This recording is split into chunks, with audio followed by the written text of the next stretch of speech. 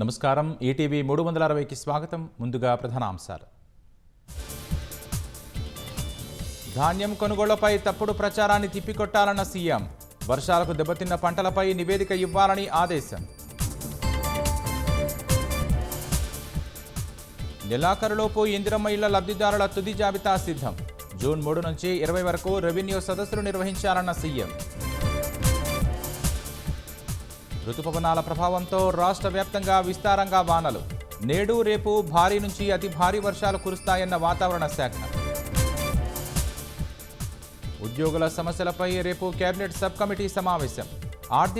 ఆర్థికేతర అంశాలుగా విభజించి పరిష్కరించాలని భట్టి సూచన.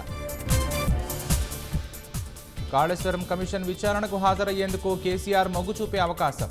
న్యాయ నిపుణులు, విశ్రాంత ఇంజనీర్లతో మంతనాలు. జస్టిస్ యశ్వంత్ వర్మపై అభిశంసన తీర్మానం తీసుకొచ్చేందుకు కేంద్రం యోచన. పార్లమెంటు వర్షాకాల సమావేశాల్లో ప్రవేశపెట్టేందుకు కసరత్తు. కీలక బిల్లును ఆమోదించిన ఫ్రాన్స్ దిగువ సభ. అనారోగ్య వృద్ధులు ఆత్మహత్య చేసుకునేందుకు అవకాశం.